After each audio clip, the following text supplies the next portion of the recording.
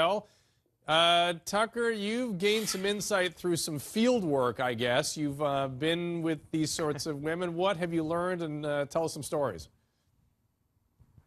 Well, I've learned two things that I think women really only cheat for two reasons, married women. Generally because either they have deep-seated emotional issues they're trying to work out, maybe a sex abuse history, something like that, or because they're deeply unhappy with the relationship that they're in. And usually it's like a way of maybe acting out their unhappiness before they're willing to maybe admit it to themselves or admit it publicly. You know, it's funny, That's Tucker. really what I've seen. Yeah, Tucker, when I've talked to him, like in call-in type shows I've done, women will call in and say, you know, I cheated, I've been complaining to my husband forever. The guys, we talk to them and they go, I don't know, all of a sudden I woke up one day and she went out and cheated. But when you talk to the wives, they say, no, 3 years, 10 years, I've been complaining to him, he's not available, he hangs out with his guys, he doesn't give me what I need emotionally. And yes, then one day you do wake up and they've cheated, but that's after lots and lots of warning. Right, of course, yeah.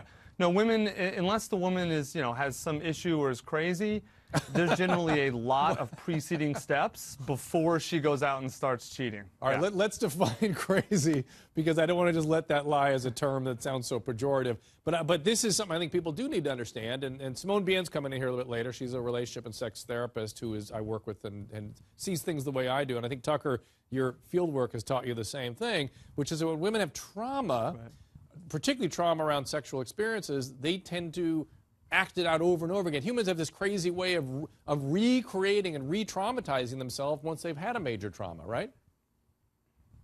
Oh, absolutely. Like, unfortunately, I mean, I see this. I didn't really understand in my 20s as much as I do now what was going on.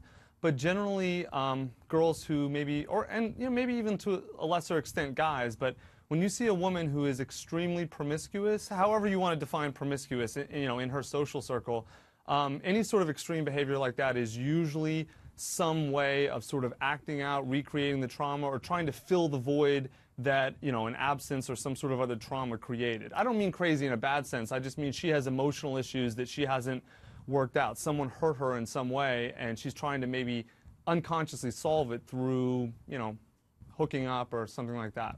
All right, let's get some calls. Kara in Minnesota, go right ahead.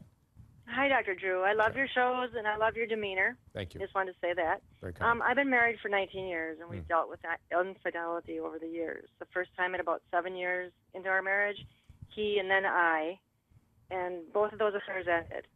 But I feel that women cheat because to get their sex appeal back.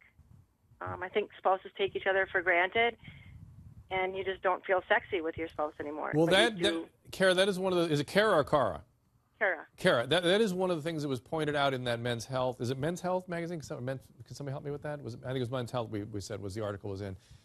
In that article, they were saying that women want to be really desired by their male partners. And if things become bland, if you don't mix it up a little bit, or if you're not really interested in your partner, that feels like something that's missing. And women will act that out, too. Thanks for a call, Kara. Let's go to Kathy in California. Kathy. Hi. Kathy? Oh, my God, I'm so disgusted.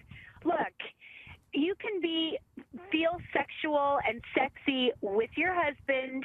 It takes a little bit of work, and all these women that go off and cheat, they are such little chickens, and it is such an out. They're quitters.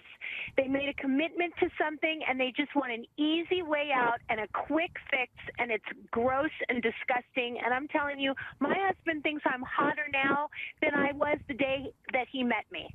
Well, well, Tucker's shaking his head and rolling his eyes a little bit, but I feel the same way about my wife, Kathy. I agree with you. I don't know if I would use the word disgusting, but I'm always amazed that people can harm the people they love the most with this kind of acting out. To me, that's astonishing more than disgusting. What do you think, Tucker? You're rolling your eyes. Well, no, I was just saying that I'm rolling our eyes that this woman, it's very easy to sit sort of at home and judge other people when you don't have to go through the things they go through. And by no means am I saying that cheating is okay. It's never okay.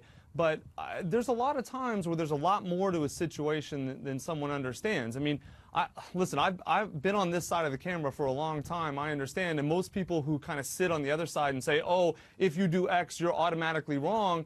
If you look at their history and their past, they've done a lot of bad things too. And if they looked at those objectively, they'd probably, you know, they wouldn't want those, you know, talked about in that way either. I think it's very easy to judge, but it's very difficult. It's much harder to kind of look at things honestly and realize it's never as simple and cut and dry as that.